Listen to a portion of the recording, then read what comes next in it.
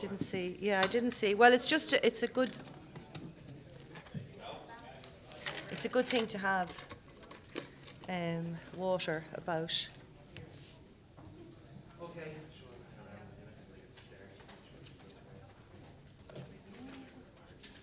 Um,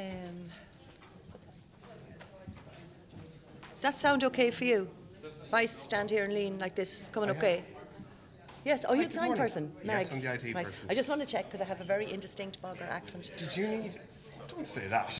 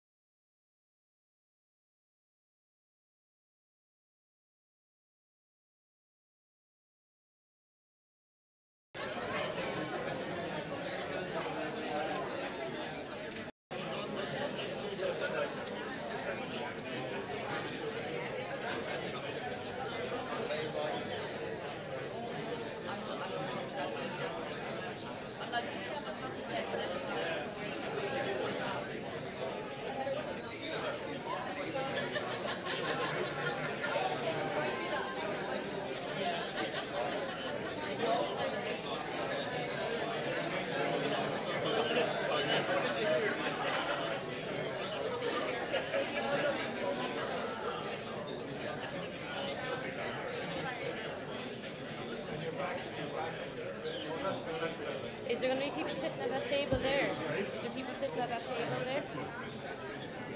I'll just leave them in there. Someone will grab them. Yeah. Yeah, exactly. I'll leave them out of the way there just in case.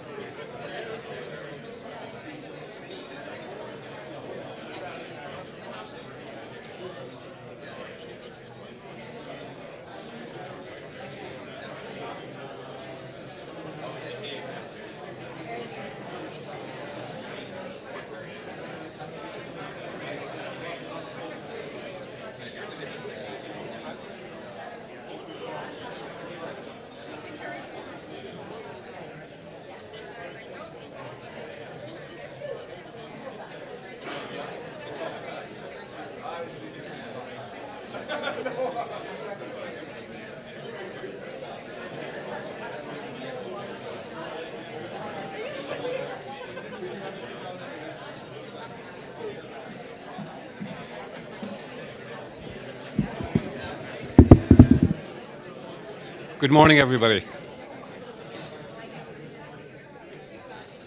Thank you very much. I'm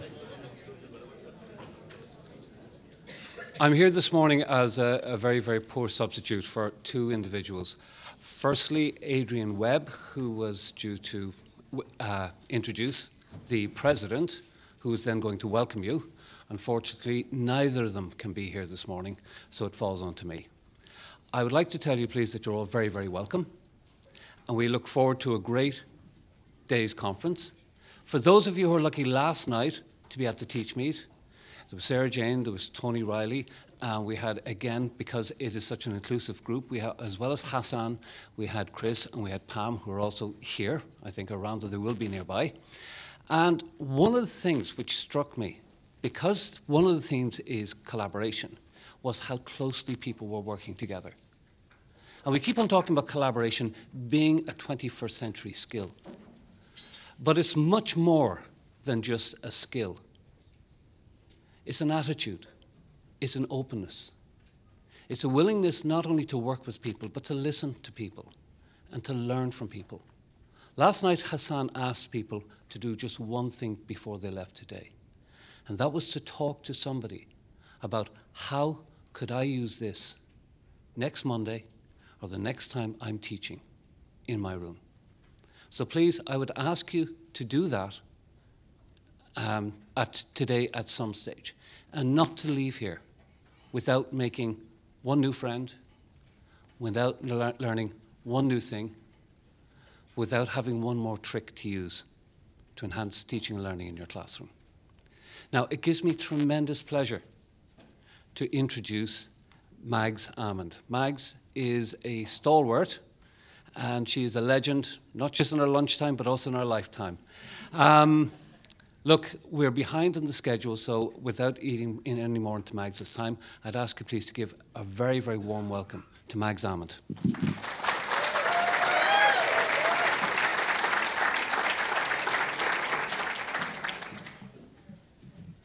Thank you, Pat. I'll do a test check to see the old Carlo Bogger accent coming out. Okay, is that fair enough? Normally I do wander, but there's kind of stuff in the way and I'm a bit wobbly. So I'll stand here. I'm going to plant my 2 feet here and say what I came to say. I'll have to say before I start, it scared the pants off me the day I got the email from Adrienne to say, would you come and keynote for the tribe? But then she had me at creativity, collaboration, computers, practitioner, perspective, 5 of my favourite words. So I kind of said, yeah, I better come and do that. So I'm going to welcome you all with the words, the immortal words of the one and only, who says, how's it going there, everybody? From Cork, Dundalk, New York, Garda Hark, and Glenamaddy. So you know who that is. Is anyone from Kildare here? Please go and tell Christy. We had him at CESI. I think it's the most inclusive welcoming for a gathering in Ireland, for the diaspora, people who are here from away, people who are from away. He got all 4 provinces. And just do me one favour, spend 2 seconds each. Just turn to the one beside you, turn to your neighbour, check where they came from. Now, not room 347 at the Sheraton or the Hudson Bay. Which bit of Ireland did they come from today? Just do that before we start.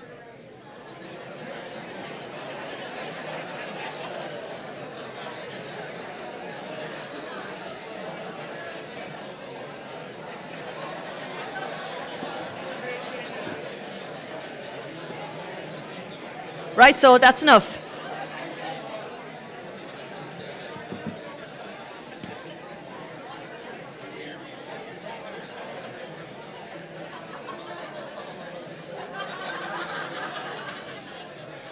Hello.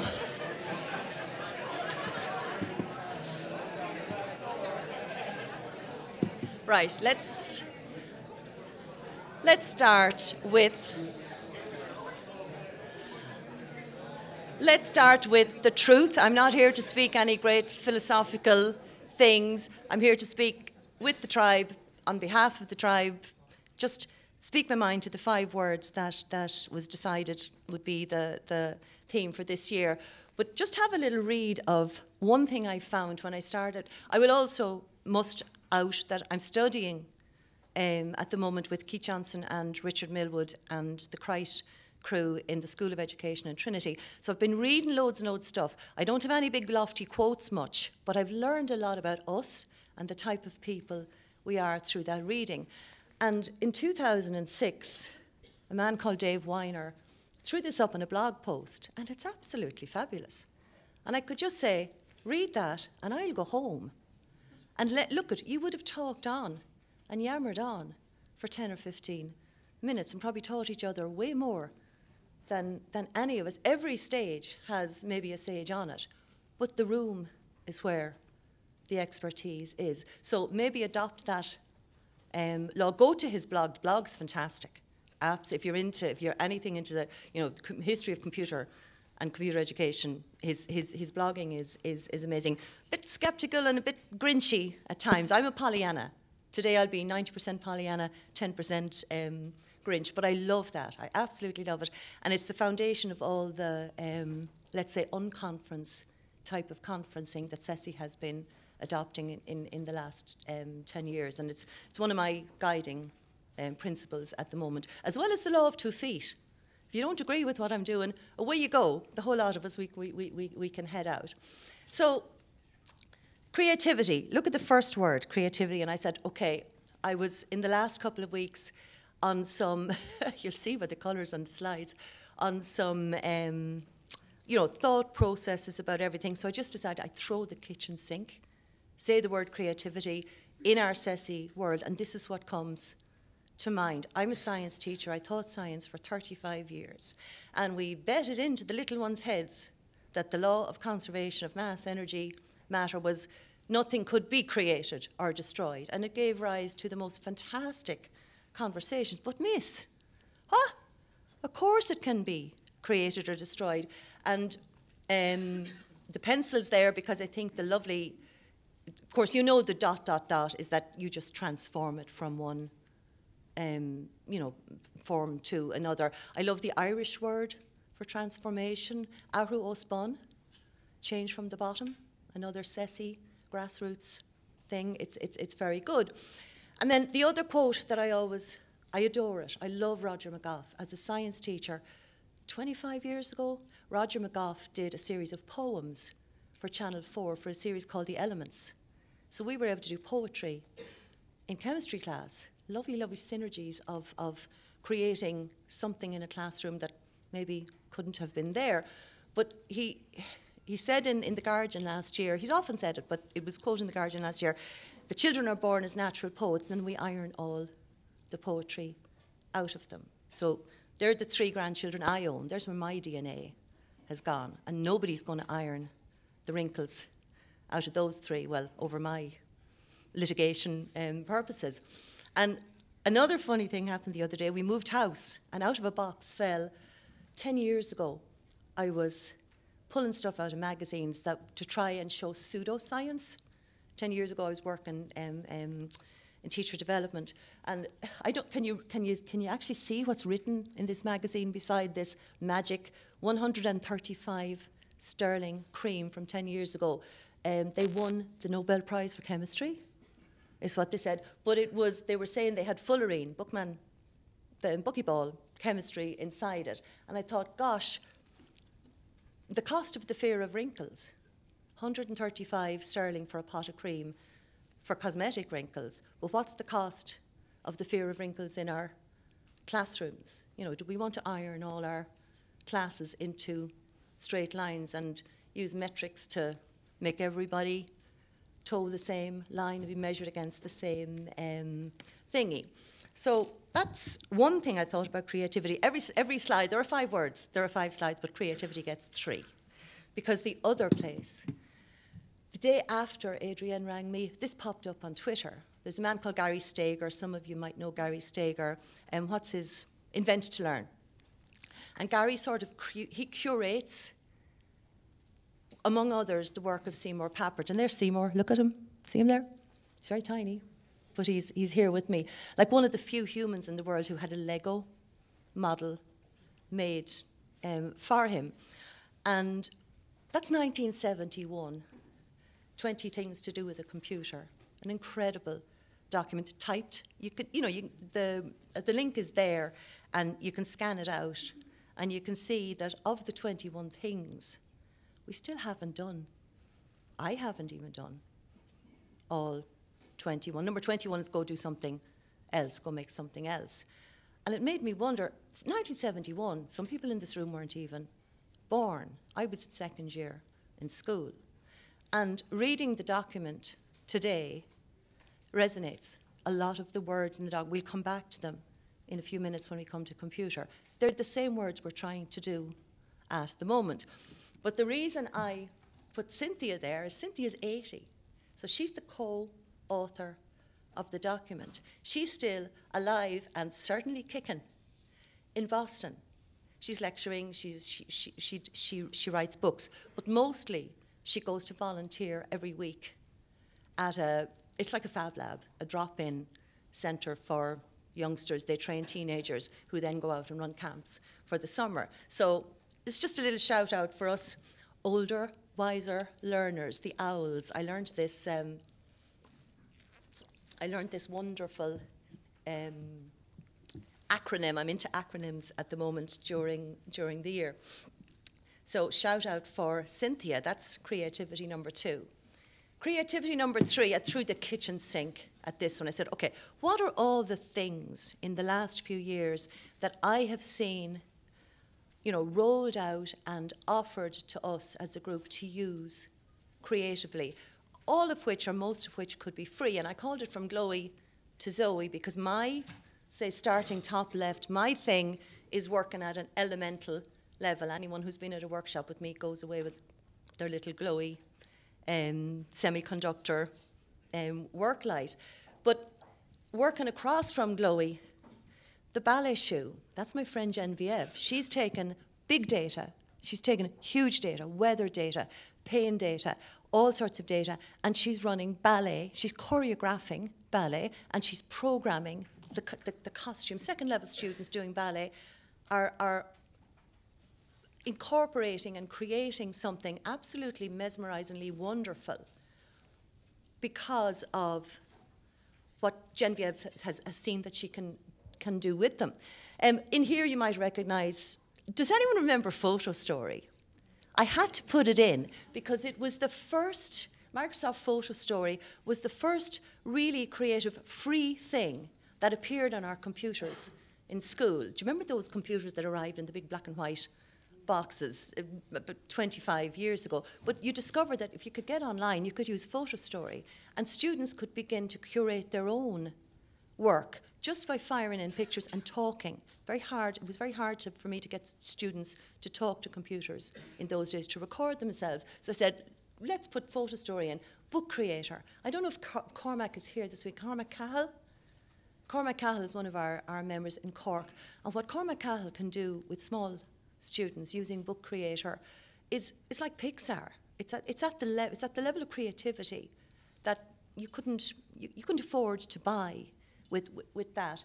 The Bunny Rabbit's the brand newest one. If you go to John Hegarty to see the wonky rabbit in the middle with the bucky teeth, that's microblocks.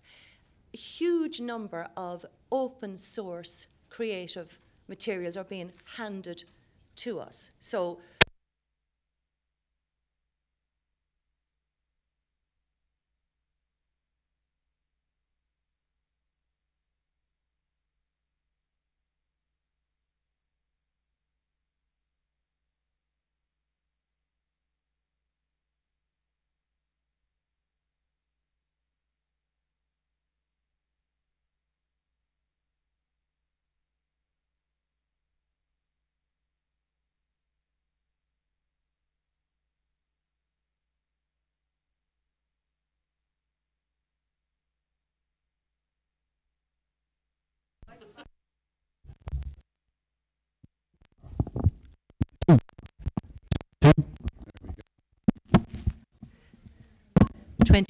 yeah, 2-2.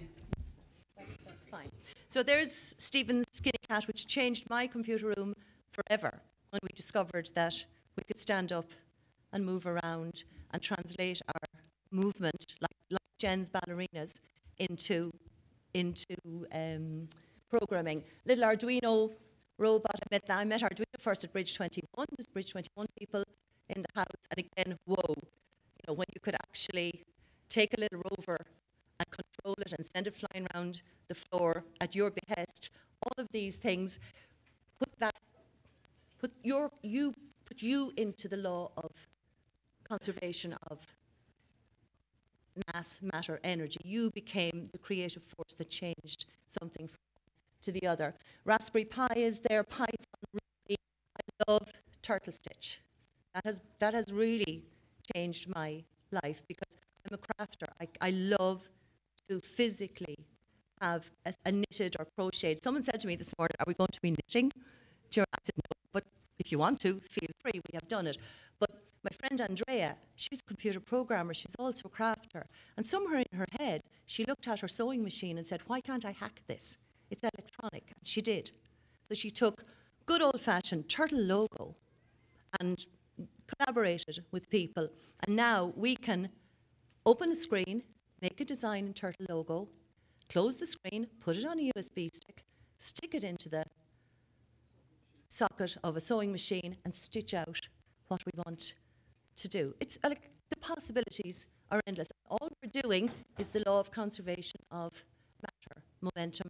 We're just changing things from there to there, but with our spark, with that human creative spark. Snap is there. The one you mightn't recognize, to see the red loop with the blue, yellow, green, somewhere around 8 o'clock or 9 o'clock, that's called EduBlocks.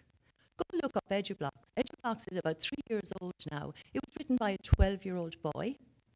He's now 14, open source, block-based Python programming. He did it for himself. He's offered it to the world. A few kind of creepy adults have tried to take it and market it, but it's there. His name is Josh. Look him up. He's all about code, I think is his Twitter handle. So all of the creativity to me comes to its absolute zenith in, if you've seen, has anyone seen Ada the show? There's my phone. I'm a member of Ada's Army because I'm a real fan. Zoe Philpott is an actor. She's a computer programmer. So she puts those together. She gets the history of Ada Lovelace, and you go to her show. The first 20 minutes is watching her being dressed into that dress, which has 4,500 growing addressable LEDs inside it. Then she tells you the story of Ada Lovelace by reading from Ada's work or commenting on Ada's work, and it's mind-boggling, the creativity that has gone into that. Now, it's particular to Zoe. She's a very good interpreter, but it's the zenith of the use of what I would say the glowy culture. Then, if students go to her, then they sit down and they do an entire physical computing workshop. If it's ever in Ireland, again, it's been in Ireland 3 times, go and see it or go and find it. So there is no, the only real cost, if you really want to bring creativity, is your own, it's from us. We kind of commit to, on Monday morning, I'm going to try one of these things. Pat Seaver said, does anything up there cost money? Well, Zoe's dress. It's €2,500, 2,500 sterling every time it leaves the lab to go to breathe. But the rest, it's free and it's there. And what it needs is us as that creative turnaround to switch it from one form to another. So I said I had 1 slide for each item. Creativity got 3 because there's no end to it. And I could just set you off now to discuss with each other what's your thing. But we have to maybe look a little bit more seriously at the collaboration part. And of course, I quickly took the word collaboration and turned it into community, because that's what we're about at the moment. I know I missed last year because of the snow, but I know that Elizabeth and Richard talked about where CESI had come from and where CESI's going to. But the way I look at it is, I joined CESI from afar. I was away up in Cavan in the days when it was offline and things came in envelopes. You got your fabulous newsletter in an envelope with a stamp on it, and communications were slow, but we all knew everybody was there. It was a good thing. I was in another TPN, Teacher Professional Network, another lovely acronym, and the ISTA, the Science Teachers Association, and they both worked the same way. We had membership, we paid fees, we went to meetings, we had to kind of go and find each other around the country. And that's what I would call, say, CESI 1.0. Unbelievable. Like when Seymour Papert and Cynthia were writing that paper, and just after they published it, CESI was born. So it's been there from the beginning of the thought process of where we should be going. Now, CESI 2.0, I think that's where I became active in CESI, where it's funny, Ireland is a funny place. People do things in funny ways, but I was at an AGM, and the one and only Conor Galvin sort of did that thing that fellas used to do at dances long ago. You know, you dancing. Whatever. I got the eyebrow, as only Conor Galvin can do an eyebrow. And it was kind of, it's time for you to step up and get involved and do something. And it did change my life. Within that, we became a virtual community of practice. We just didn't use that word, and that was thanks to John Hegarty. John kind of quietly said one morning, you know, we could be using online for all of this, and we did, and the CESI list was born. I would say we're probably the first TPN to have leveraged all the 21st century communications and saved the Department of Education a fortune. I'd say if you looked at TPN records, we cost nothing, because we started to use, you know, the free and open communication systems that were there. I think Enda put us on to, I think Enda Donlan started CESI tweets and gave away his date of birth in the password. Enda? Someone emailed me with the password about a month ago. Do you know the password to the CESI tweets? I said, yeah, I do. I remember. Sorry, Enda, I'm not going to tell them what it was. That's a bit touchy. This never happens to Christy Moore. I think we use social media very well, and I think we need to maybe bring people in to use it a little bit more. But I'm wondering, I'm loving where we're going now. We're going right full circle. Community of practice is now part of our lexicon. We're actually curating and building a community of practice, which is bringing us right back round to face-to-face meetings. From having gone to using online, which we will still do, Because the biggest change in CESI in my time is we've gone from, we didn't have a syllabus. It was our beautiful thing. We were free range teachers. We could do what we wanted. I'll come back to that in a while. But now we've got computer science coming into primary, junior cycle, and third level. We need to talk to each other and share practice face to face. So Richard, who's up there, you can't miss him, he's got red braces. He's curating for us with the support of Google. He's curating meetings around the country where we can actually meet and sit down, which is what teachers kind of like to do. That's why I like the TeachMeet model. Just sit down and chew over, how would you do that? Yeah, but what about the second years? Do you think they're able for this? Could we try whatever? So find your local community of practice and get involved. I don't know where we're going to go, CESI 3.0, with curriculum and assessment. I'm not worried about it, but I'm cautious about it because our new computer science for the Leaving Cert subject is a fabulous spec. It's absolutely wonderful. But I just wonder how it will fit the model I worked with for 35 years for my other subject. Say biology would be my Leaving Cert subject, where everybody breathed it in together, everybody breathed it out together. We wrote down exactly the same thing. So I'm wishing you, are there any of the Leaving Cert computer schools here? I'm wishing you so much love and luck with it. I'm kind of jealous, a little bit jealous, and we'll come back to it when we talk about practice in a few minutes.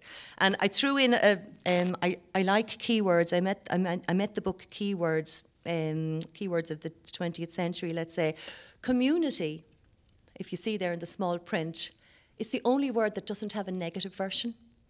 Of all the social network connecting words, there's no negative connotation to community. Nobody has ever found a community that's a bad thing. Because if it's a bad thing and you think it's a cult, it's not a community. So remember that we're in a good group, and we should, nourish it and cherish it. So, sorry for turning collaboration into community, Katie, but it kind of suited my purposes. Now, I'm going back to 1971, and I'm going to do the thing that you should never do to the audience. I'm going to read the slide a little bit to you.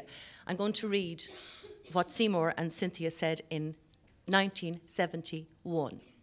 Why then should computers in school be confined to computing the sum of the squares of the first 20-odd numbers and similar so-called problem-solving uses? That's often one of the first ones that's thrown out.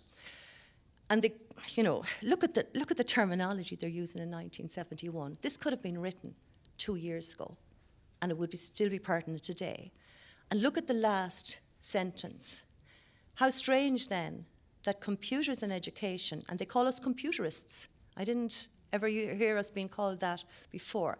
How strange then that computers in education should so often reduce to, parentheses, using bright new gadgets to teach the same old stuff in thinly disguised versions of the same old way.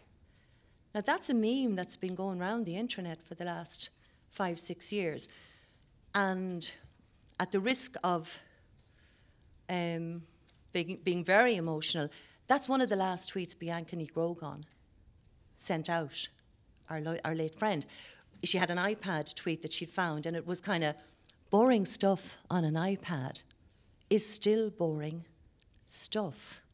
So I just keep going back to this 1971 paper and saying it's 2019 and we're still loading that, but we are loading it.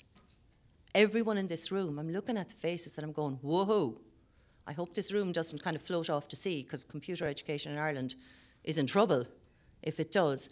I think you are the people who are loading it. I'm retired. I'm gone into kind of contemplative mode, whatever it might be. I don't have, when we get, well, yeah, I know. I don't have a practice per se. I just practice on everyone I meet. But I do like the unicorn. And I have a 5-year-old granddaughter, and yesterday she was home from school because she was sick. And she had an ear infection, so she had to sit one side of me because I can't hear you with the other side. So she sat and she looked at the slides and, yeah, they're nice and they're colouredy, and what are you doing? You're going to teach. She thinks when I go to Trinity, I'm going to school, and my class is called the Butterfly class because her class in play school was called Raccoons. What's yours? I said, we're butterflies. So you go to butterfly class, I'm going to butterfly class. But the best bit was there's a unicorn on my slides, and this is what she homes in on. What's the unicorn for? The unicorn is the symbol of just a tiny, quiet movement. EdTech will not save you. It's boring stuff on an iPad is still boring stuff. You, us, me, it's the teacher. That's still we're the catalyst in the law of conservation of everything. We're the ones who take what we want to teach the students and teach it in the best way we can teach it. It's not, if the tech helps. I was asked the other day to sign a thing, what's the very best thing about technology? My answer is invisibility. The more invisible it becomes in the background just working for me, that's my answer. So kerrypinney.com, you can get yourself boned up on EdTech Will Not Save You. And I think if you talk to Katie, you can get a badge. Like, I want. Well, I know if I come home with the unicorn badge, it's not going to last long. She'll take it for me. But just go read that 1971 thing and just action it. Let's go at it. Practitioner, I thought was the weirdest word all my life. Maybe it's because I started teaching really, really young and really, really gormless. Like, we really didn't know what we were doing. You went to school, you went to college, you went back to a classroom and you started doing stuff. But do we call ourselves practitioners? Do we use, like if you go out the door here and you head back into Athlone, you'll pass a medical practice, you'll pass a dental practice, you'll pass an architectural practice, you'll pass a whatever. Then you'll pass 2 or 3 schools. We don't use it as our term. We say TP when we're training. That's the new cool thing. I'm doing my TP, I'm doing my teaching practice, then I get my job and I'm done. I'm ready for life. And I think it's a word we need to start using more and more and more. We are practitioners. What is my daily practice as a teacher? And our daily practice as teachers in CESI, as CESI teachers for the last 40 years, has been, I put in the double-edged sword because it's been the luck of the draw for our students as to whoever the teacher, the principal threw the IT class at or whatever it might have been. For me, for 2 years, it was whatever was in my school bag. Whatever tech I had gathered up and had became my practice with the students. Now it's wonderful. There's a lot of good equipment going in. But the words I used about us, self-directed. I'm looking at all the self-directed people in this room who I know at the moment, particularly for junior science and for Leaving Cert and primary, the new stuff we're bringing in. You're directing yourself into that zone. You're learning how to do it or going to find someone who will teach you. Self-educated, peer-supported. That's what I've got from CESI. Oh my gosh, I have been taught more in the last 10 years by, I could name 14 people here, 40 people here. They're the people who've taught me what I've practiced in the last one. We're kind of free range. You're kind of that weird person in the school who, what are you doing in there? There's a lot of noise. And nobody, if you're not causing any trouble, they leave you alone and let you do it. And our content, and this is the double-edged sword for our students, our content has been very much self-selected and we put it into our own context. So in one school, it may be all multimedia, wonderful work. In another, it may be physical computing. And I think it's good that the time has come now that we're aligning and giving, hopefully my 3 beauties that I put up there will have a chance to study computer science in school officially. Now, the first one's going into second level school. She didn't get that choice, so I'm on a mission. The smaller ones will, I'm hoping, and I'm hoping that every student gets the equal choice, that there isn't any, CS doesn't fall into any form of digital or gender divide, and it's up to us to police that. But I love the Frere quote and I love the analogy of the desire line because CESI has been using, CESI people have been walking desire lines and forging desire lines and flattening desire lines into the grass for 40 years. I keep forgetting the actual year, Elizabeth, 1974, isn't it? 1973. Three, just after the Papert paper. So there have been a lot of desire lines flattened into the grass by CESI people, and I'm very proud of that, the ones before me and maybe my part in some of it. And that, once I threw that thought out on a blog once, and of course here comes Conor Galvin again. He's on my shoulder, he's there, he's whispering in my ear, and he said, that's Frere, we're making the road by walking it. We've walked the road, we're flattening the grass, but now officially we have permission to build a road that everybody can walk together. So I love it, and I think the first things you learned to do when you were a small toddling practitioner in your life were walk and talk. And it's the thing you always remember about your children. When did he walk? When did he talk? Some of your children did one before the other. I might get, isn't that a thing with your kids? She talked when she was 9 months, she walked when she was 2 years, whatever it might be. So I think my call for us is to walk and talk together. And as we walk and talk, I love putting in our little bit of CS thing. Reflect together. Go to your CS meetings. Get on the CESI list. Talk to each other. Find a critical Care Bear friend in the staff room and talk about your practice. And then debug it. Think about it while you're walking and talk together. Debug it and repeat that process again and again. And that scary thing of there'll be a syllabus, there'll be a curriculum. Whatever the SEC brings will be, we don't know. Maybe there's someone in the room who does know.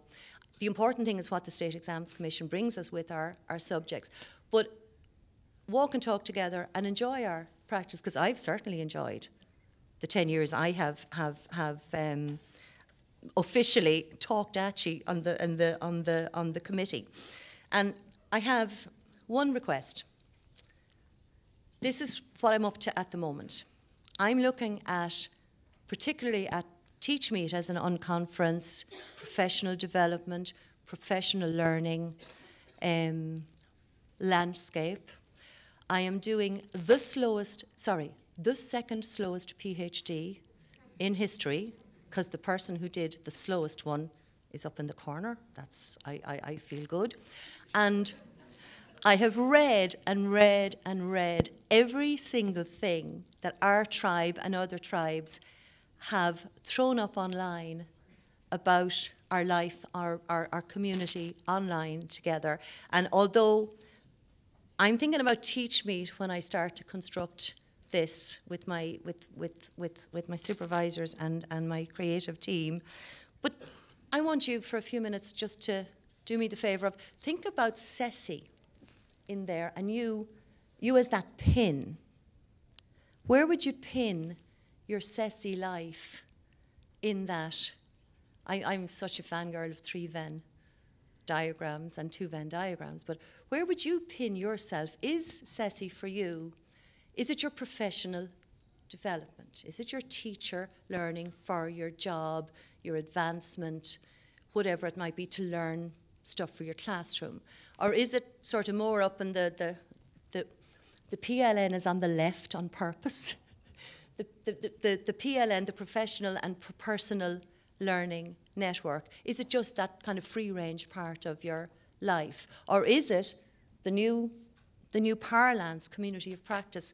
And I just put in some of the big thinkers around each of those. And the one I'd point you to is a woman from down under. She's from New Zealand, she's Kiwi. Tony, where are you? Tony Riley there, yeah. There's good things come from New Zealand. And it's a woman called Anne Wright Webster. She was the one who introduced me to the term OWL, older, wiser learner. I thought it was older, wiser ladies. But anyway, it's older, wiser learner. And Anne was the one who took authentic professional learning into my mind as a theme or a topic. But she also put a beautiful mantra for reflective practice into my mind. And it's called stand back, stand up. Stand back, think about what matters. What am I doing? Why am I doing all of this? And then stand up for it.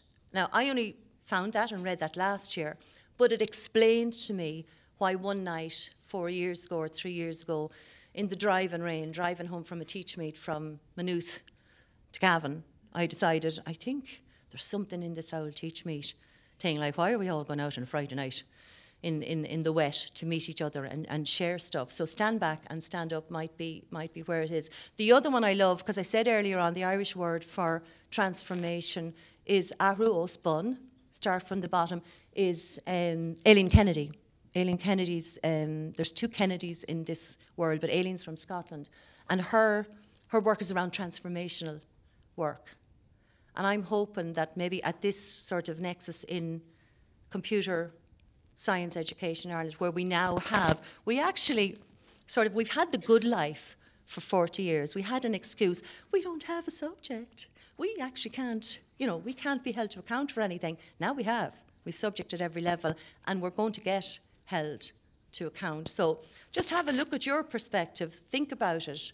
And I think this is why Katie and the committee put perspective into the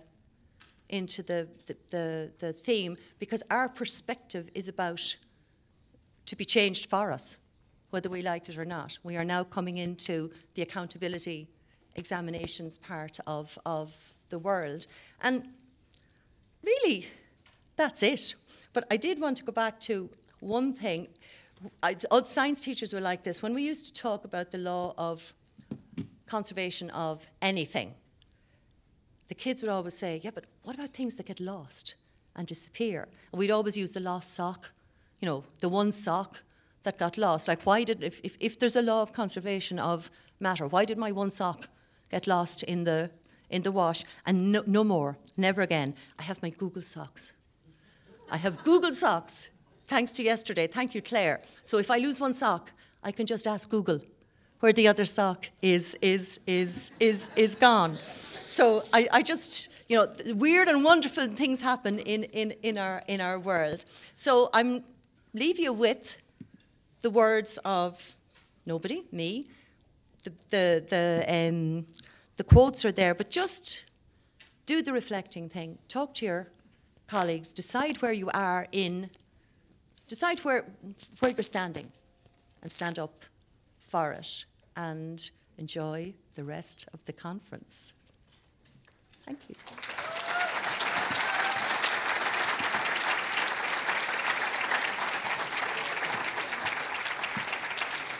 I'm done. Well, as they say, folly that. On behalf of CESI, thank you, Katie, I would like to present a unicorn badge to CESI's own unicorn. So thank you very much.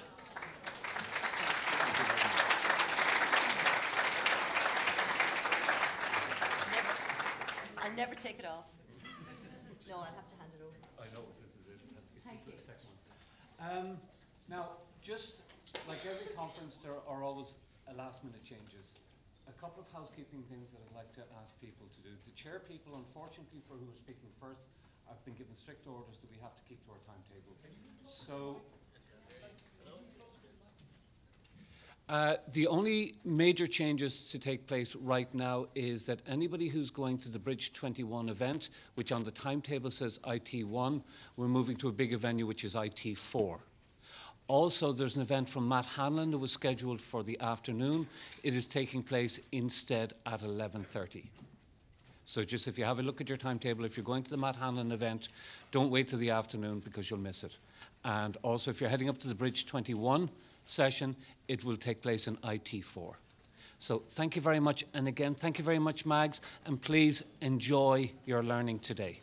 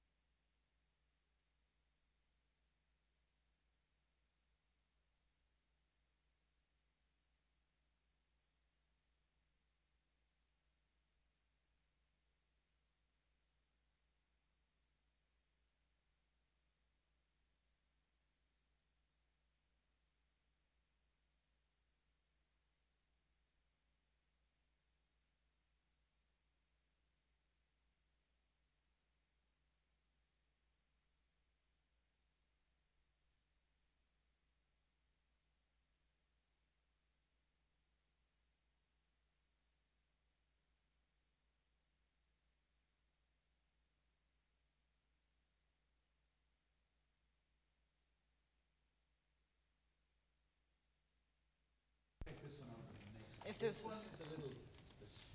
something not right with this one. Is that the one marked roving? Yes. Yeah, so we had 4 mics and Yeah. one was a little bit iffy. Yeah. Glitchy, So that was the one that was going to go out to the audience if they Yes. needed one. Yeah, Because let's it do was that only then. gonna be, what's your question, and then switch it off again. Yeah, and by, perfect. So that was the idea and behind by it. right, we won't have time for questions now, so what I'm ending the slide on is really to continue the conversation at lunch. So as long as there's enough. Well, that's on full battery. So we only have, it's only 3 people here. That's on full as well. And nobody seemed, did anyone need help? We're okay, we're fine. Okay, so we're happy with 2, and there's going to be, okay. Yeah, I might just run out to catering maybe and get some water for. So we'll just keep this one here out of the way then, so. Leave it for hour, just in Leave case it. we try to talk into both of them. Right, Cormac, will I leave these 2 spares up with you? We're not going to need them because both mics are on full charge. Yeah, And just we're leave not them there, using sure, man. We need them, we need them. It's always good to have a case of disaster. So will anybody be talking from here I'm at all? going to be talking now. Right, Katie, you don't want the lapel, no? No. No, I don't need it, no. okay. So the 3 speakers there, I should get water for them or something. Right, so they'll have to, then, in that case then, you'll be here, so you're here for the session. Yeah, just for 30 minutes, just asking the questions and they can, I really don't need No, you don't even understand it. In fact, stand. if they leave it on the stand, they don't talk into it, they just think. No, I don't want to, I might just hide it just for Yeah, we'll photos put it and over stuff. here. Looks- We'll leave them to fight over it. Yes. If there is, do we need all these chairs? Well, I was hoping it was going to be 6, so that's why I just Yeah, put no, 6. it's not, it's kind of fluctuating. Okay, So right. it's not Okay, yet. well, here's.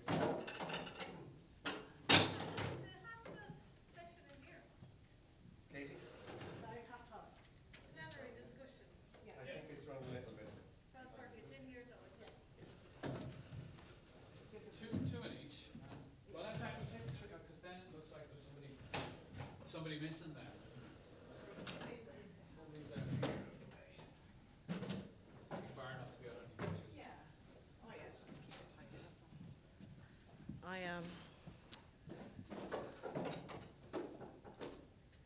Oh, they're outside the emergency exit. Lovely.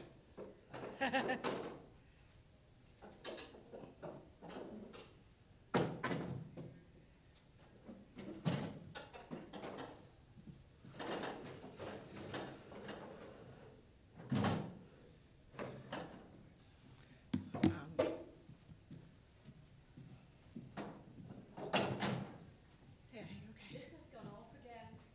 I don't know who that belongs to. It's Cahill. All right, okay. I don't really want to touch it. Yeah.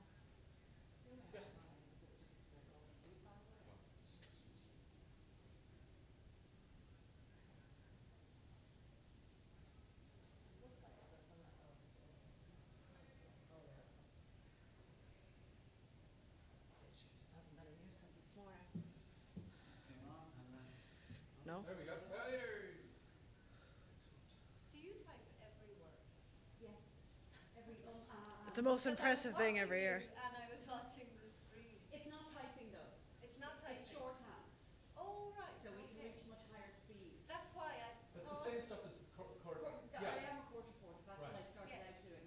And I caption as well 14. So it's all the same type of thing. Can I see your? Yes, of course you can. This now wouldn't be verbatim because this is aimed at making deaf or hard of hearing people. So it's aimed.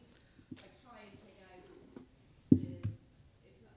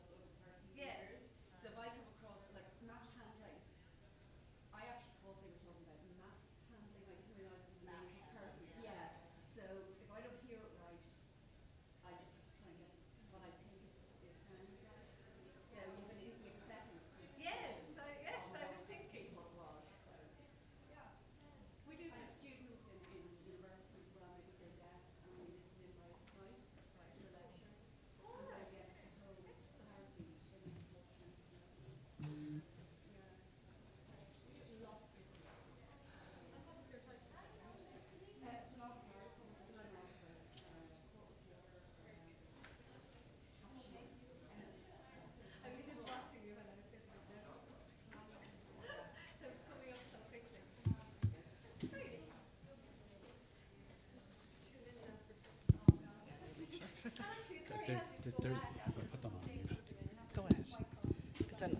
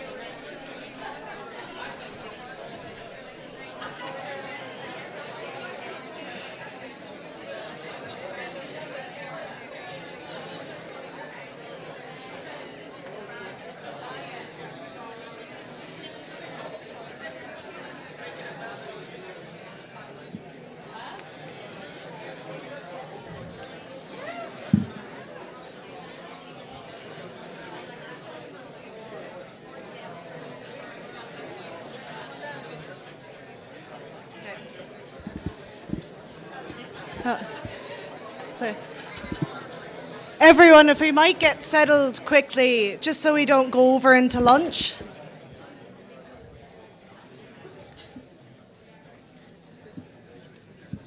Is the sound?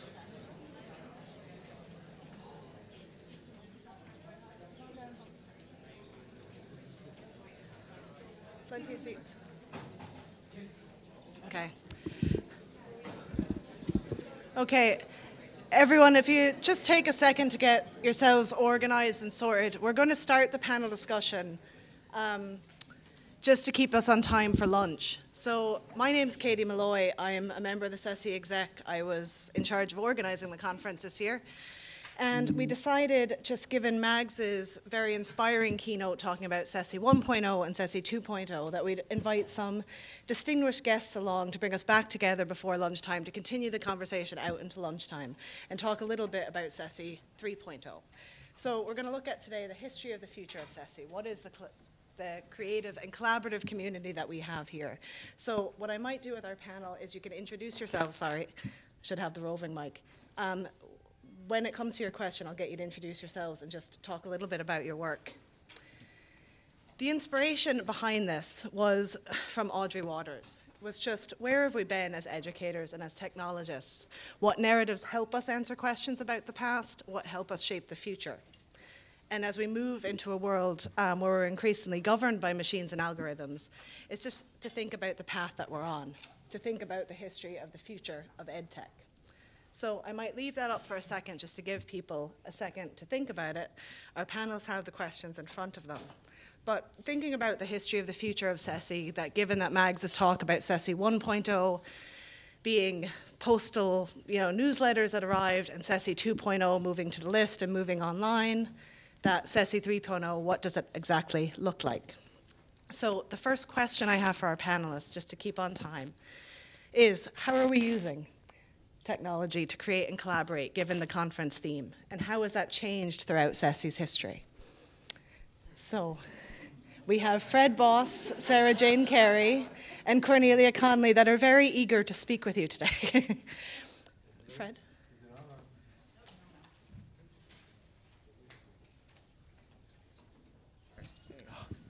Hello? Oh, Jesus. Yeah, it's Russian roulette with the microphone down here. Yeah, we're all feeling the stress and strain when more than 10 people walked in.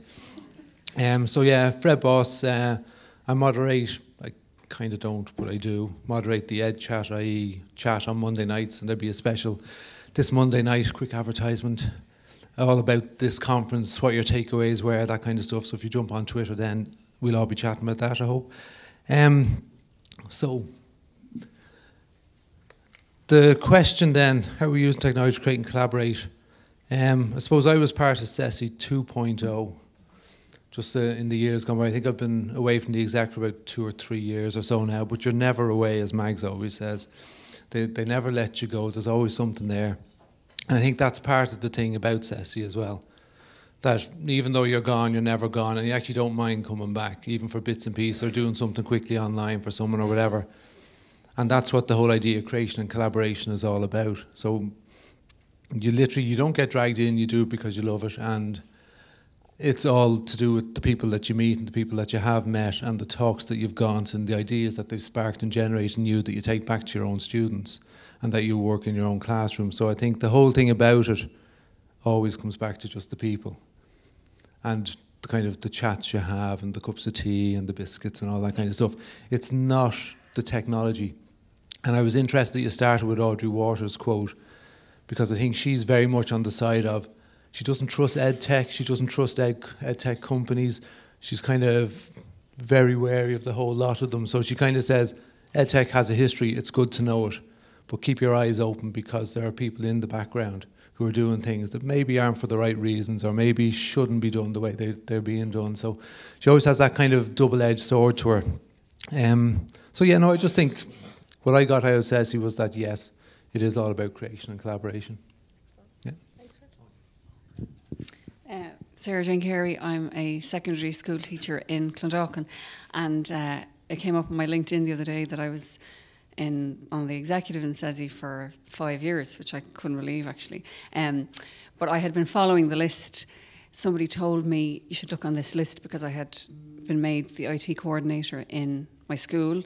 Not necessarily the most qualified person to do it, but as happens in most schools, you get landed with these things, and that would be a good place to start. So I started following the list, and then I went to my first conference. And like Fred said, it's all about the relationships. And I walked in, felt completely intimidated by all these amazing people. And then when you chat to them and they go up, you think, oh my God, that's so simple. Why didn't I think of that? Especially the TeachMeets that I'd go to, you'd see there'd be primary teacher, secondary, further education, third level. And even though I'm in second level, I learned so much from primary in particular that you can bring to your class and use when you go back. And then all the conferences were the same. You'd pick something. And even if you didn't attend a conference, you'd be talking in the break time to other people that you haven't met before about different things that they've used. And I used to go home with a list of things that I hadn't actually seen their talks, and then you could go in and just use them the next day. So in that way we collaborate. And sometimes people talk about technology, especially nowadays, isolating a lot of people, you know.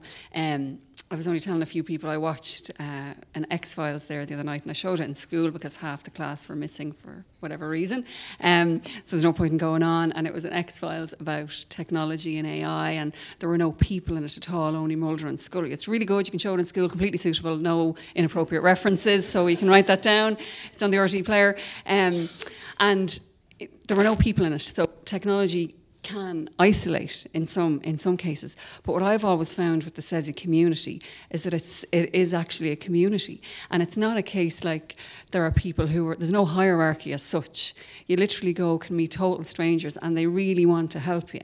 You know the way sometimes you hear about I'd hear about different subjects, because computer science and coding and technology, they're my subjects.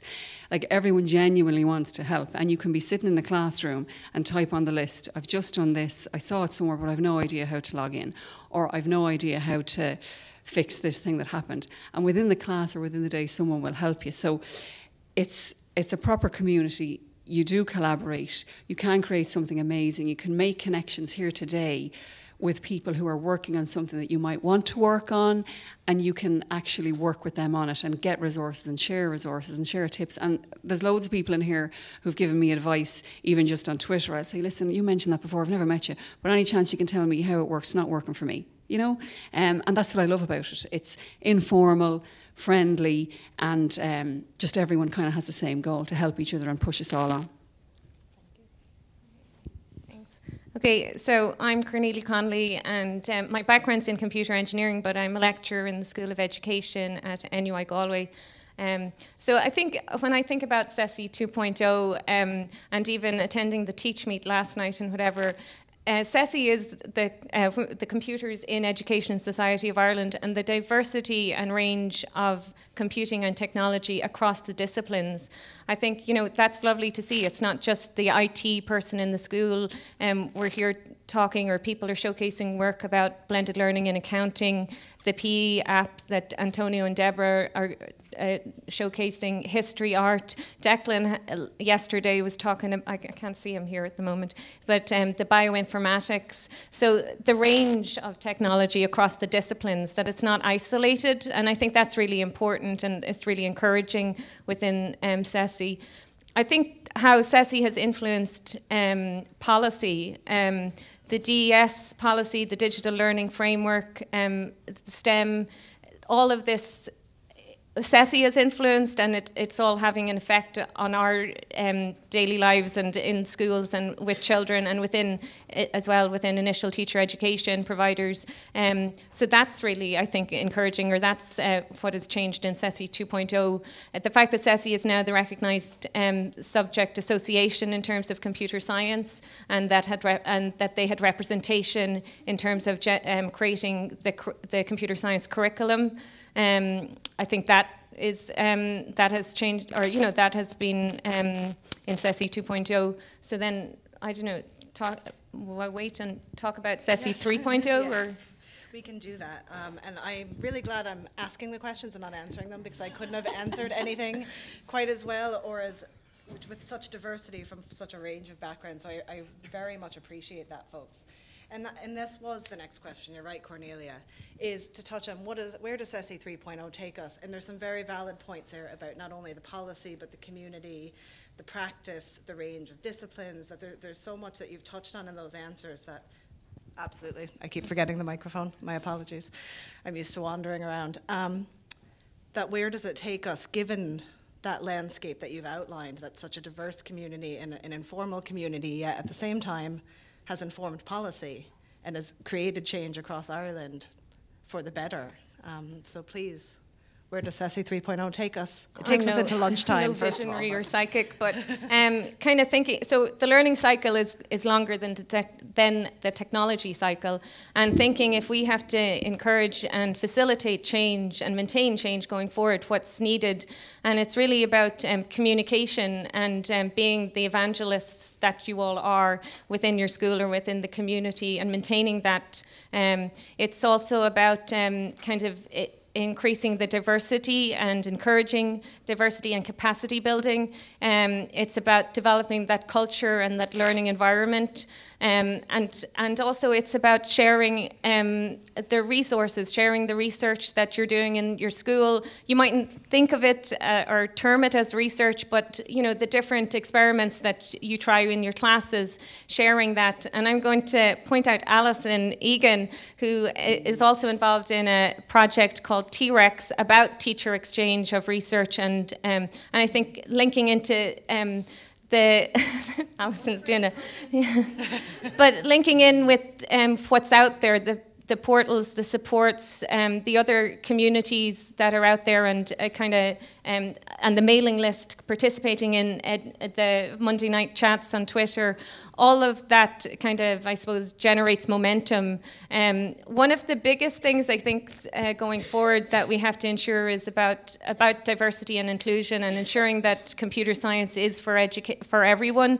And computer science, computational thinking, coding, like there's so many terms that are kind of interrelated, but that we have to, you know, kind of ensure that all classes, all schools, all children are introduced to it. And even going back to what Mags was saying and talking about creativity, like creativity is really augmented by computational thinking and facilitated by it. So encouraging that, not at the detriment of numeracy and literacy or anything, but to combine the three going forward.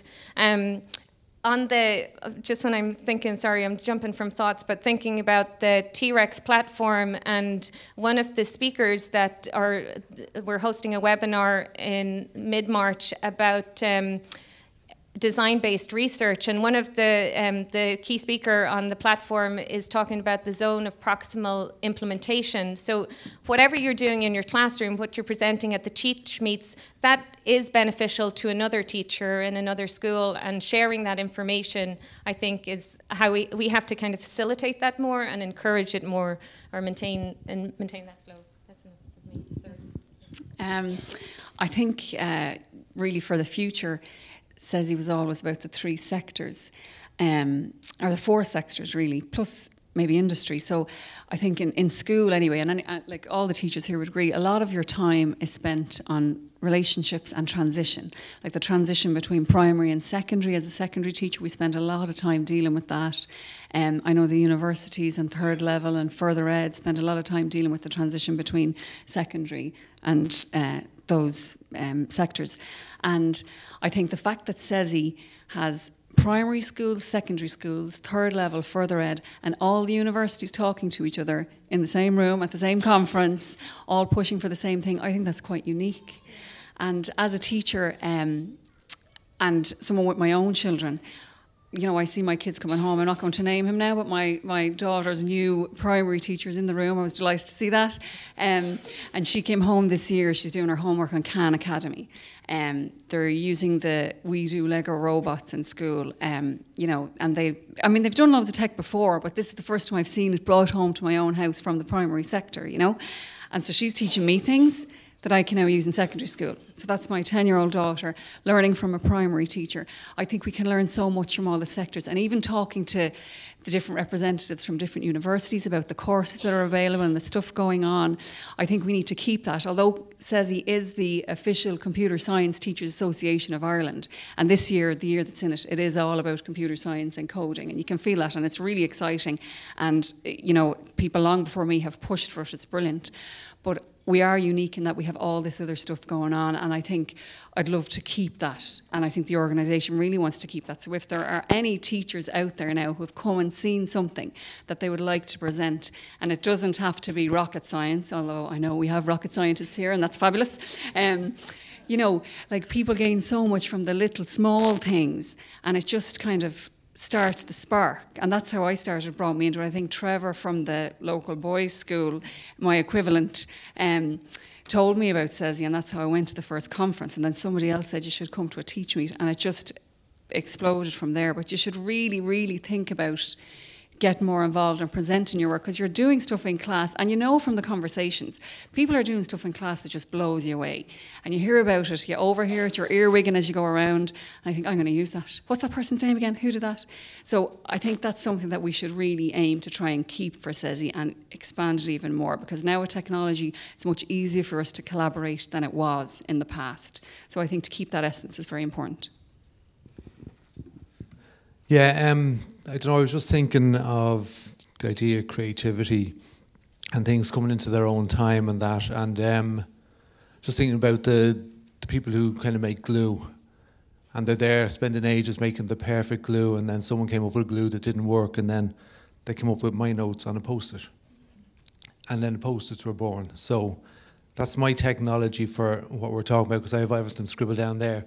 But what you're getting there is the idea that CESI has been around for so long, and it hadn't really had a subject tied to it.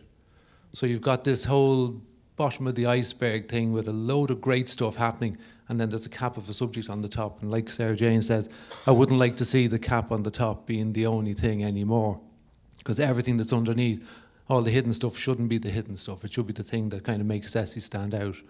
And just by the fact that you're here today, being part of that, you are actually helping to make it stand out.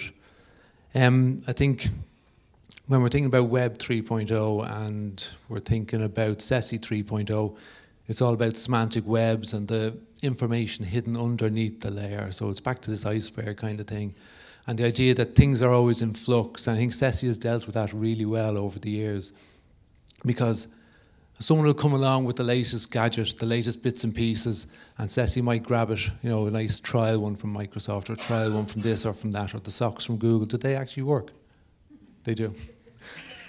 So they'll try all these, and these are just games and things to try, but when you try them in class, they're a little bit more serious, and the kids kind of can say, oh yeah, actually, it might be a pair of socks, but I can see how that might work then for my tie for school in the morning.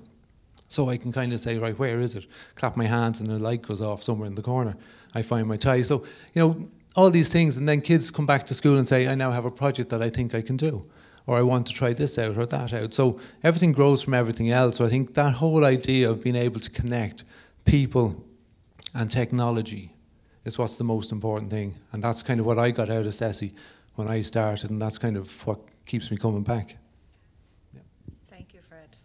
And just because we're coming up to lunchtime and we're actually back on track for time, what I'm going to suggest, I'm going to end on a few thoughts here, and I will never remember to talk into the microphone, my apologies, is just to end kind of somewhat similar to what Fred was saying there, just about the tinkering with technology and where things are going. When Mags was planning her keynote and was in touch with me, I was busy planning this panel session and thinking about what is it we want our students to be able to do. And we both came out that we were thinking about Papert very closely.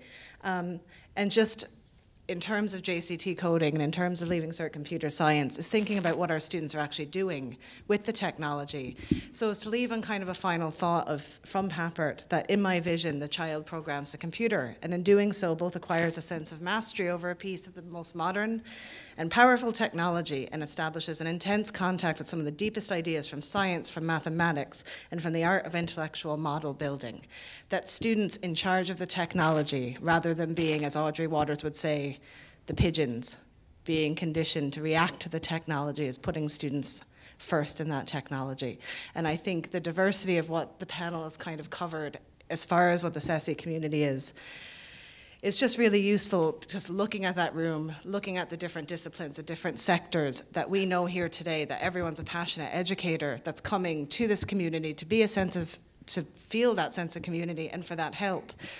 But also because they care very deeply about education and care very deeply about their students. And I think that's a testament to looking around a very full room full of smiling faces and from a panel that's so casually talking about these things, because they're things that we are intrinsically thinking about constantly, that they're part of what we do. We are educators. So what I was intending to do, if we had enough time, was to do a bit of a Q&A. But what I'd actually like to do, because we're just outside where lunch will be served, just in the canteen, where we've all been hanging out most of the day, is to send you forward and say, continue this conversation over lunch. Because you've learned a lot today, you still have a lot left to learn. These conversations are ongoing. They're ongoing on Monday night's Ed Chat. They're ongoing on the CESI list. So please feel free to continue that conversation and maybe share afterwards with us what your vision of CESI 3.0 is. And frankly, you are CESI 3.0, so thank you.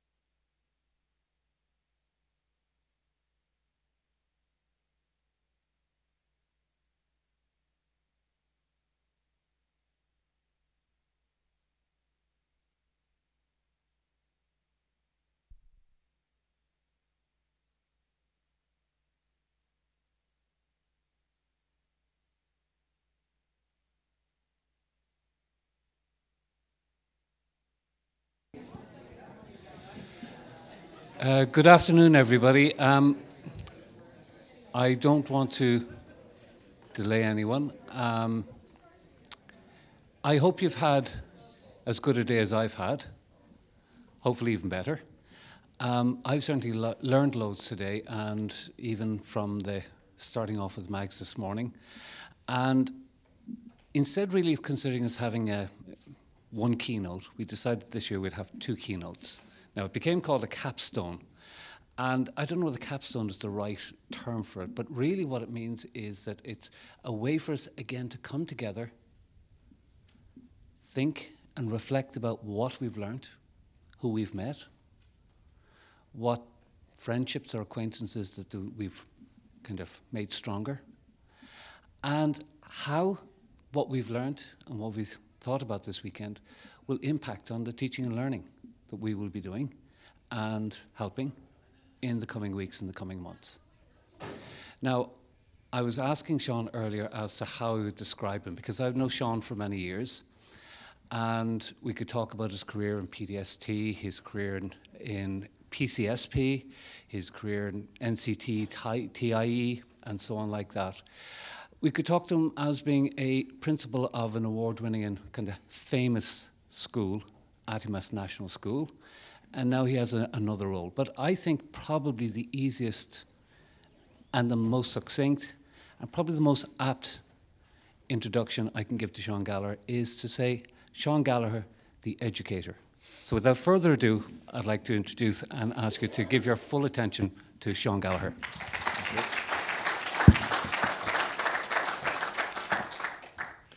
Thanks so much, Pat.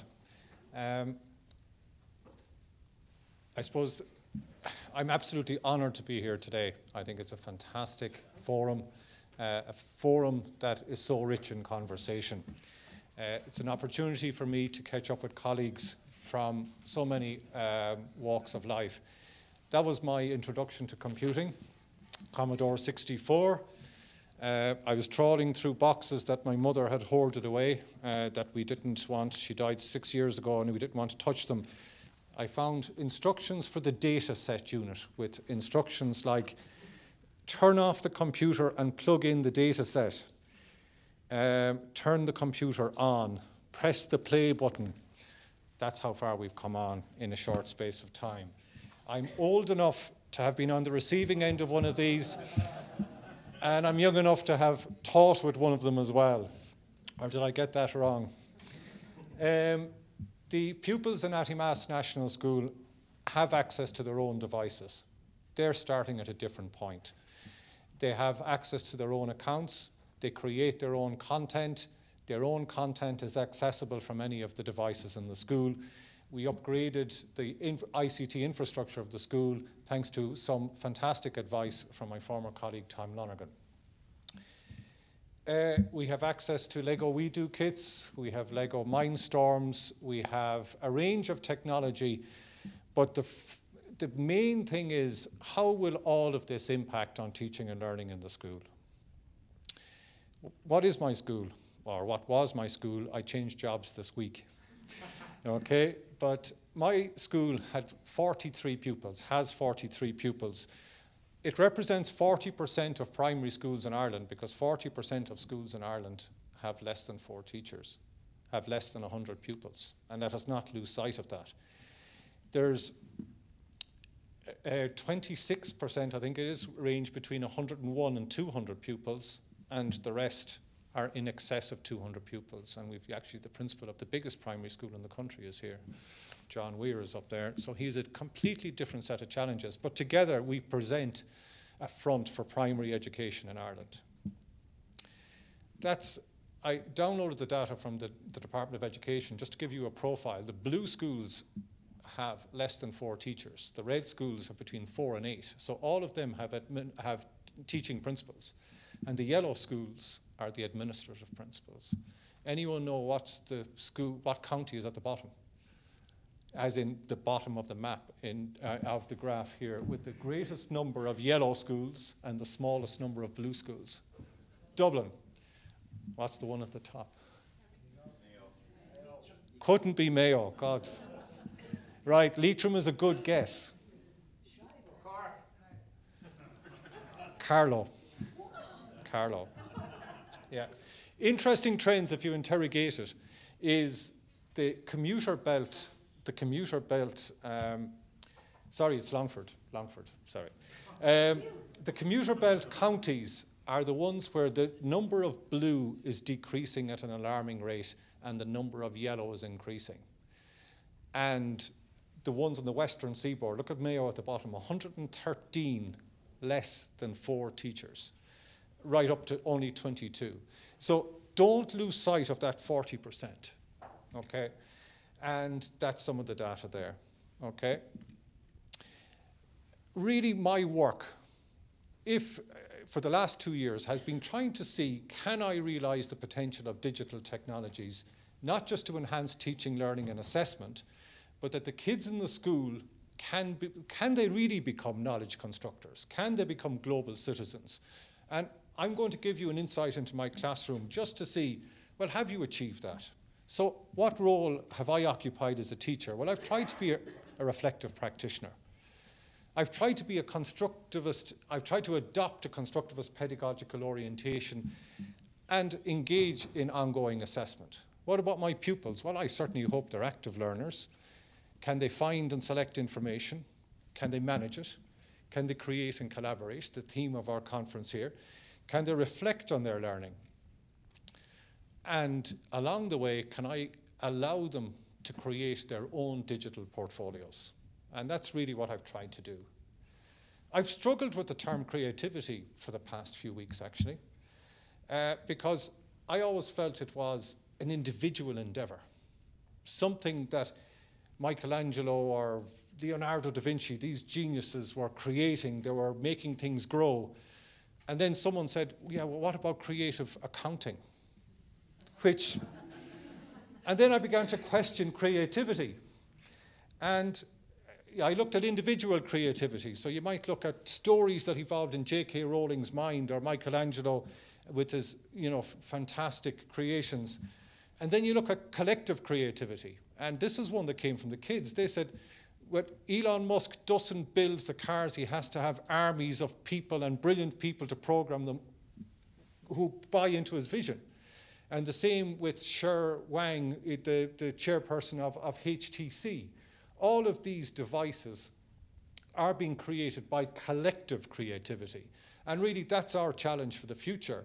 And that I was a little bit happier now, because now I was blending creativity and collaboration. So really, that's the backstory.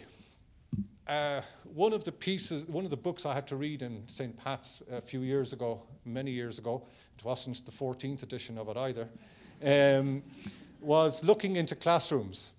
And at that particular time, when you leave college and you know everything, and now when you're 30 years later and you realize, I don't know anything at all, or very little, I couldn't identify with those classrooms. But now I'm going to invite you into my classroom. And the voice of my poor colleague David McMahon, who graced the CESI conference a number of years ago, was ringing in my head, because he said, he would always say, leave them with Monday morning ideas. Don't be given any of these theoretical frameworks, Monday morning ideas, and that's what I hope to do. The first thing a kid in Attimas has been able to do is to grab a piece of technology and capture digital images. Sometimes they're opportunities to learn, sometimes they're evidence of learning. Now, this was one of my own kids, was enthralled by the sand patterns on Lacken Beach a number of months ago. And they said, were those created by water or by wind? And I wasn't sure. We came to the conclusion that they were created by wind because it was a particularly windy day. And I don't think water was going to give you those patterns. And then they said, that looks like the contours of a map, which is correct. They were looking, and I said, he was only 7 at the time, and I said, how do you know about contours? Do you not remember that you brought us to Seafest? And I was enthralled because John Heffernan, in his workshop this morning, showed a similar sandbox that was created over in Albemarle. And what my kids were able to do at that stage was to manipulate the sand into contour lines. And they had the language, the lexicon of contour lines from there on in. So I was bringing this back to Attimass using the fantastic tools that are in SkelNet Maps. They had to find their own school, they had to find their own house, they had to measure the distance, they had to plot the profile, they had to build the mountains with cardboard. They had to find their school on Google Earth, find their house on Google Earth. And all of these things are the skills of a geographer. Keep a look at that picture and see those 2 trees on the picture. They're not there anymore. There's a long story with that one. Then we came across through the Twitter community reference to icograms, a way of building villages and towns. And that's one I would recommend. A lovely little package, one of those Monday morning ideas. Try it this evening, it'll work Monday morning. You can build little villages, all the little images are created for you. And it just gives a sense of perspective because everything is to scale. That's the kids building their little villages there, and they're trying to put their own house relative to the village. Then they started building some of the buildings in SketchUp, which is free for schools. And then the next task was to create. So in one case, they were creating houses, masks, and how are they holding all those cardboard constructions together? Well, this is another one that was recommended through a Twitter feed on the CESI community, was the Make-Do kids. I think it was either Chris Rayner or Hassan or some one of those. And these are remarkable just for taking digital images and create. I must have cursed or something today.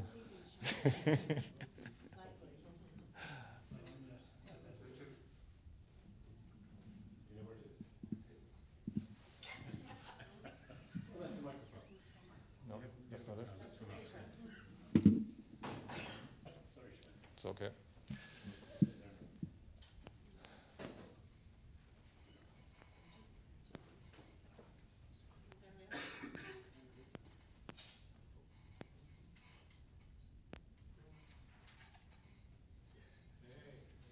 Is that it? Okay. Just to get my train of thought. Yeah. So really what we were trying to do is to bring from the digital into the maker space. And one of the most useful tools we found was that those make-do cardboard construction kits. Again, a Monday morning idea. And if you want to see children engaged in trying to transform their digital designs into 3D objects, that's one that will really encapsulate. GeoGuessr, where they're not just looking at their own locality, but it throws up images of anywhere in the world, and they have to go down the road or up the road and see can they spot a sign, see can they read what language is it in, does it look like a rich country, a poor country. GeoGuessr can't beat it, and it's not just edutainment, it's educational. There was a project at one stage, it was one of those mountain of projects that comes in to primary schools, but this one caught my eye, and it was looking at children's vision of health in the future and healthcare. And one of the kids in the class was quite upset because one of their relatives was just after having a stroke, and they were trying to describe it. So I went out to the Twitter community and I said, is there any way that I can manipulate a photograph to make it look like a stroke? So one person from America came back to me and said, try Plotiverse. And then when you do it, whoops, sorry, that should have played.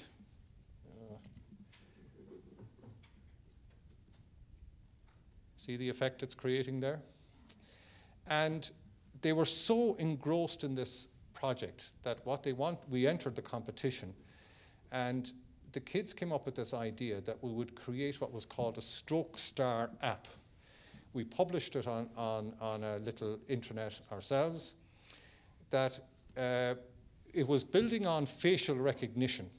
And one of the kids came up with the idea that if you can unlock your phone through facial recognition, well then if half of your face isn't functioning properly, it should dial 999 to the local stroke support unit. And that was at the core of the idea. And they even built what the device was going to look like. They said, this is the stroke victim, looking into the facial recognition. They were trying to building clays of it. They tried to build what it would look like with their own faces. They tried to say, well, it would virtually connect you to the doctor using Skype, and that it would locate you wherever you are in the world. And they even went to Minecraft and said that's what your hospital bed would look like in a few years. Now, I suppose really what I'm trying to show is that out of sometimes what you might think to be the most ridiculous ideas come huge levels of creativity and huge levels of collaboration. Christmas week, we had an unexpected visitor. The 2 trees that were outside the school were blown over last year and a security fence was put in place, but no one told the sparrowhawk that was living locally. So the sparrowhawk crashed into the fence. One of our farm-based 6th class, who was well used to handling animals, grabbed the sparrowhawk. I was rushing off for our what do I do when a bird of prey crashes into the school policy. Couldn't find it.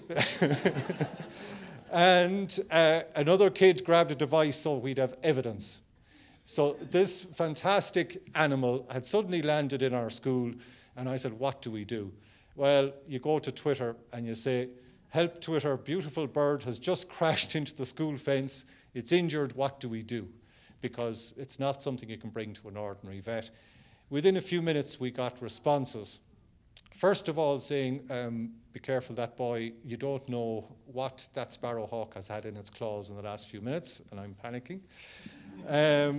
But anyway, Mount Falcon Estate rang and they said, we'll take the hawk, we'll get it checked for you, we'll pay the veterinary bills. And so Martin from Mount Falcon Estate, we left it into him. He took great care. He gave us a huge amount of information about birds of prey, so that saved me doing it again. And we also learned 3 words or phrases that are in English that are derived from falconry. So hoodwinked, so that a bird of prey is so sensitive to everything around them, the only way you can block off is put a hood on them. For all the females present, you'd be delighted to know that in the world of falconry, the females occupy the top of the tree. What do you mean? Right. And if a male attempts to go up into the higher levels of the tree, they get a peck down. So that's why there's a pecking order, and that's why an awful lot of males are henpecked. So I'll move swiftly along, okay? I suppose one of the sites I keep going back to time and time again is duchas.ie. I was telling my own kids 2 days ago that my grandfather was arrested as a fisherman in the River Foyle because they couldn't at that time make up their minds whether he was violating Republic of Ireland laws or Northern Ireland laws. And a court case evolved as a result, and of course you can see the parallel with what happened in Clogherhead. And, you know, I have found this to be just a remarkable place to look at the stories that were collected from schools between 1937 and 1939. And another publication that was only produced in digital format related to Dr. Kathleen Lynn, who is a Mayo-born survivor of the 1916 Rising. She fought in the 1916 Rising. She set up Ireland's first children's hospital. And the kids were really intrigued with this, that someone from only 9 miles away could have had this impact over 100 years ago. At one stage, she was so upset that older children couldn't get the care, she approached an architect and said, will you design me a new hospital? Now, you might be able to see where this one is going. And a design, how novel of it, was to have this hospital built on the Grand Canal in Dublin. Where is the new one being built? On the Grand Canal. Now, poor old Kathleen Lynn, the project got a belt of the crozier because Dr. Charles McQuaid said, my answer is quite simple. I oppose this amalgamation on religious principles solely. I consider that in such a united institution, the faith of Catholic children would not be safe. and yet we still haven't resolved it. But look at this, the link with education. St. Ultan's was acknowledged by international visitors as a child-centred hospital, and even Maria Montessori was there in 1934 and recognised that the child-centred approach to medicine in her hospital echoed what she was doing in education. And the kids were incensed. What can we do? And then there was a thing that the hospital was going to be called the Phoenix Medical Centre. And they said, Minister, our class think the new children's hospital should be named after Dr. Kathleen Lynn, and we're children. We didn't get a response. But if I go back to, my challenge was to see, could we make them global citizens, remember? That's one of the visions of the digital strategy. So on that regard, we felt we had made our contribution to global citizens. Now, this is an interesting one. I was preparing a confirmation class. Thou shalt not steal. And for me, this was one of the last bastions of rules from 2,000 years ago. Look what is in the new version of this. Do not waste energy. Use things well that belong to everyone, such as the seats on the bus or a school computer. Do not copy music, movies, or computer games illegally. That is in the UCAT for kids. So they're moving on, we're embracing technology, and we're seeing that technology is impacting on everything we're doing. Collaboration in the classroom is not easy. In my room, there was 4 classes, 3rd, 4th, 5th, and 6th. You're expected to cover the 4 grades, although in reality what you do is you group 3rd and 4th together, 5th and 6th together. You differentiate. But for projects, there are different stages of readiness. Getting 3rd class pupils to work together and getting 6th class pupils to work together is a challenge.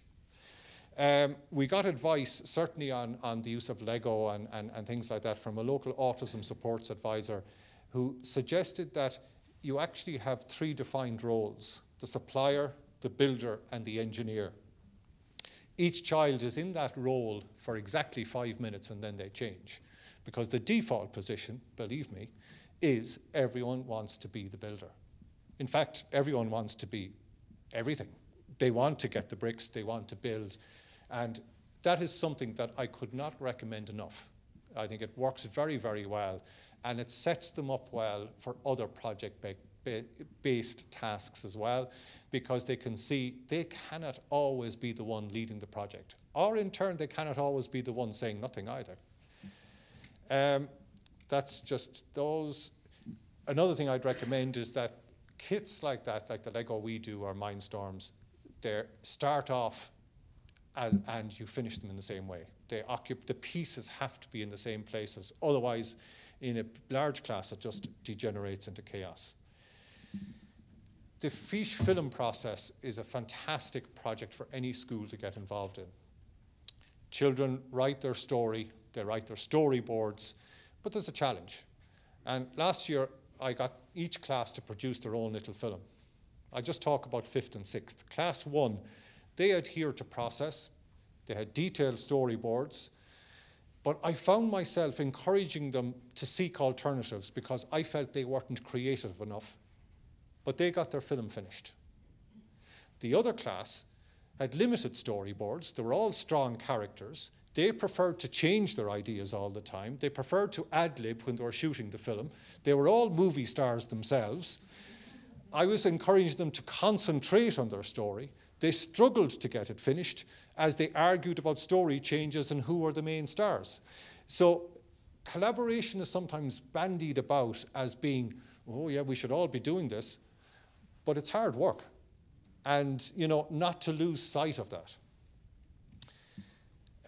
For reading content, I found this site brilliant, especially in a multi-class classroom, Newsella, because you can take topics. Every so often there'll be a topic, a global topic, and what you can do, if you can see it in the black button just up there, you can adjust the Lexile rating of the article. So what you can do is you can print off the same article 4 times, but it has 4 different reading levels. So you're talking to your 4 classes about a topic, but they're reading the article at 4 different reading levels. And that is a fantastic thing to be able to access. And you can have a very strong reader in 4th class, but you can give them the 6th class version that you've printed off. And it doesn't embarrass or anything else, or you just on their device tell them you can switch it from 1050 down or 1050 up.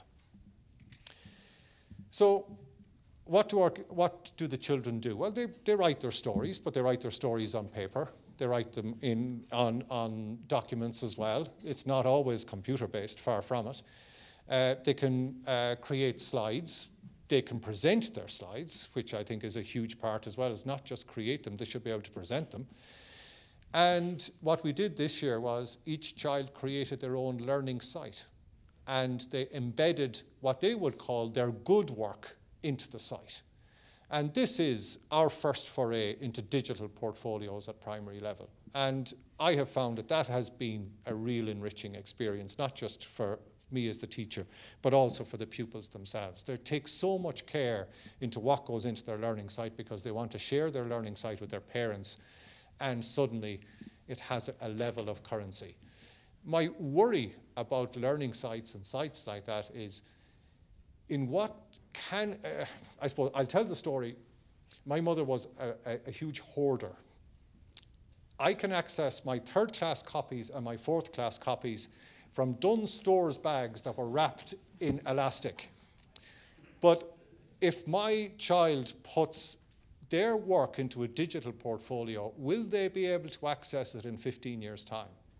Is there going to be a level of support there that will ensure that all of that is available? And that's just a fear I have. I don't have an answer. For computational thinking in the school, we prioritized it as a problem-solving methodology, but we felt we didn't know enough, so we had to engage in a lot of the reports that were out there. I found this one the best because the report was very accessible and it gave plenty classroom examples. So it's produced from the Joint Research Centre in Seville. It really asked, well, what is computational thinking? How can we confine it, define it even? The core characteristics of it, how are teachers going to be trained effectively? Really what we were focusing on is algorithmic thinking, breaking down everything into smaller steps. We used Bbots for the junior classes. We used Lego WeDo as we went up through the classes. And then we graduated onto Scratch and in recent months HTML. It wasn't all about coding, it was all about problem solving. These are kind of the middle classes. They have a Bbot. It's not just about moving forward or backward, it's about engaging in a complex task. And probably one of the best moments I had in the past year is this video here. A group were struggling to solve this task here. And I don't know what possessed me just to stand over them, chance putting on the video and seeing could they work it. And eventually the penny dropped. See this girl here with her hand turned sideways. She decided she was going to turn the Bbot off. They were trying to do it by leaving the Bbot on. She decided she was going to turn it off. And watch this.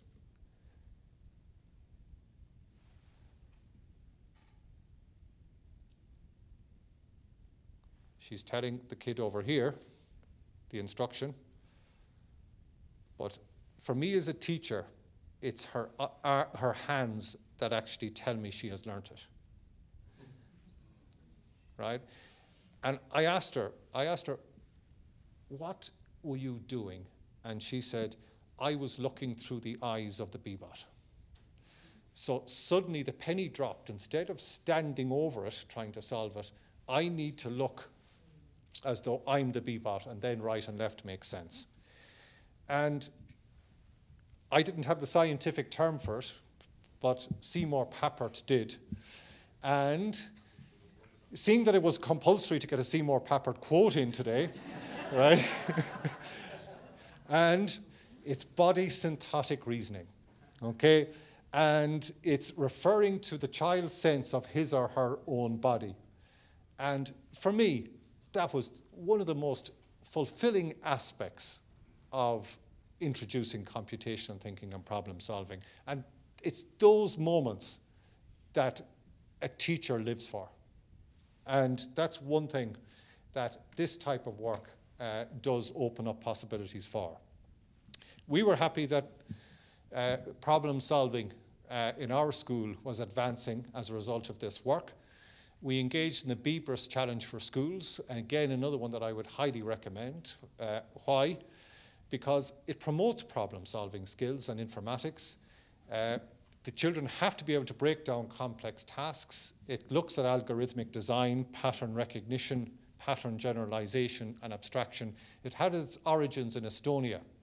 And the Estonian word for a beaver, or being as busy as a beaver, is Bebrus. It happens every year on the second week of November, and there's worldwide Bebrus Week. You get a certificate that can be printed off, and we were challenged, and the kids really, really enjoyed that.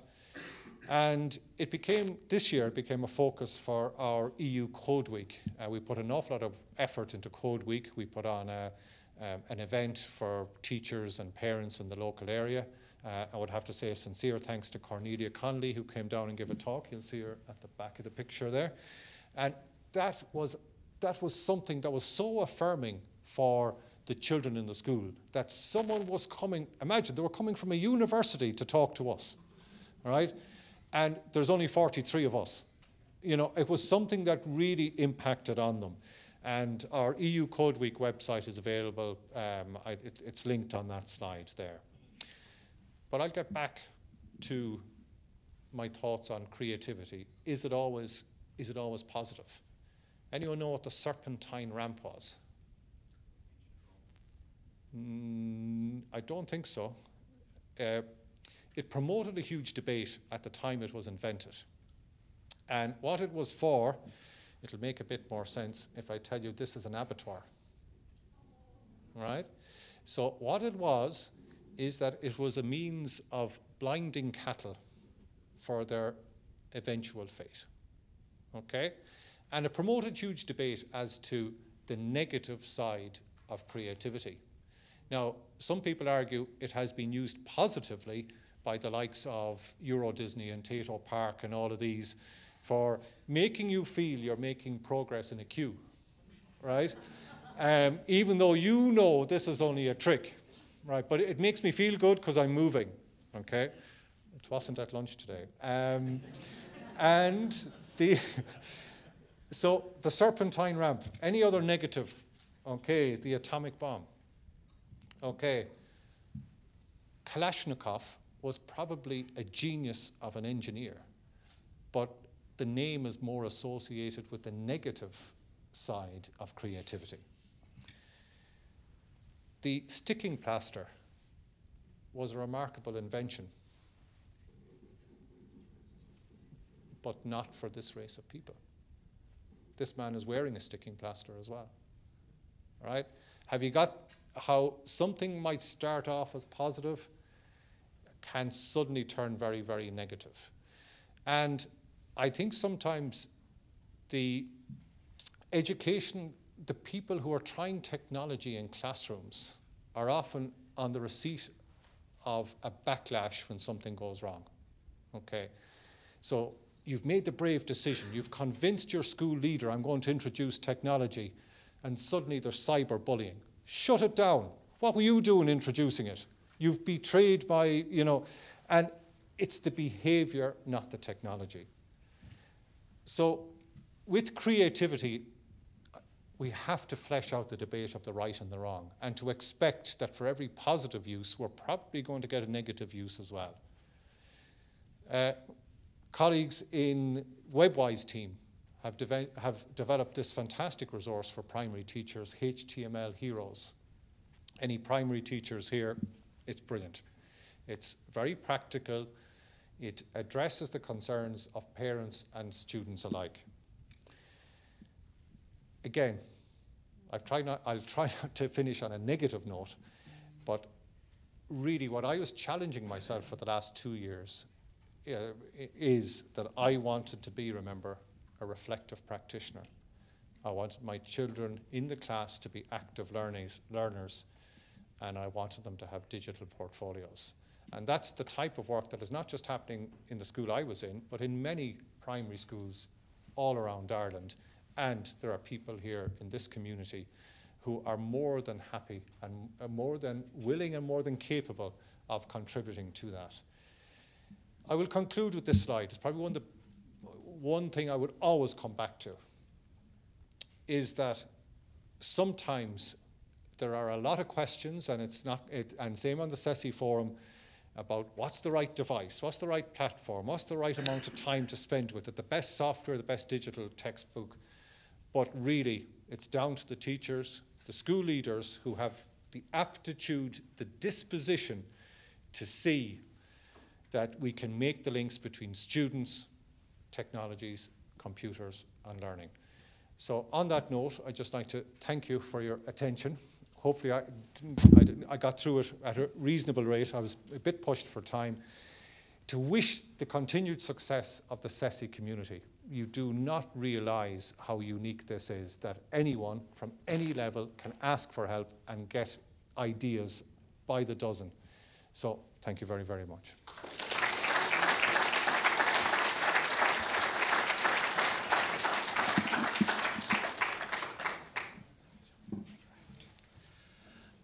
I'd like firstly to thank Sean, not only for his speech, but also for proving that my succinct epithet of educator was so apt. Certainly there's plenty of things for every one of us to bring back for our classrooms or for our lecture halls, for wherever it is that we will be engaging in teaching and learning next Monday, in a few days' time. We're coming to the end of the conference. I hope you enjoyed it, as I said, even more than I did. I hope you're bringing lots of new ideas, new friendships, new challenges back to your work. It's a great community. If you're not already involved in it, if you're not already signed up to the forum, please get involved.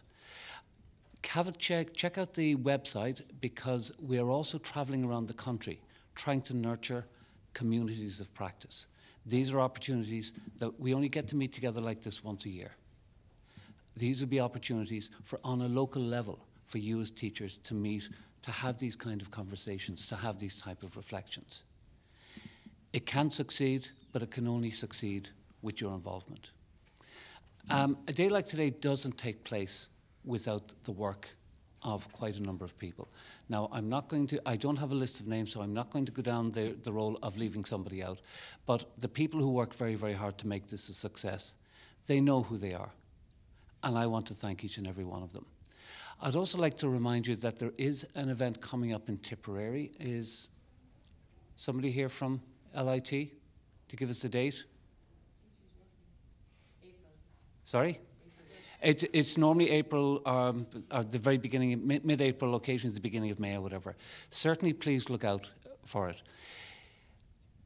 I'm going to close the conference officially now. I'll ask you, please, to make a note in your diary, mark the date, the 1st of March 2020, for the CESI conference. It will take place in somewhere called Athlone Institute of Technology. You know where it is, and we will look forward to seeing you back there. I'd also like to invite people, if they wish to stay behind, just for a couple of more minutes. I know I'm the last thing for most of you between now and the road home, and that is for the CESI AGM. If you're a little bit curious as to who these people are, what they do, please just stay behind for a couple of minutes and have a listen. Also, Mags,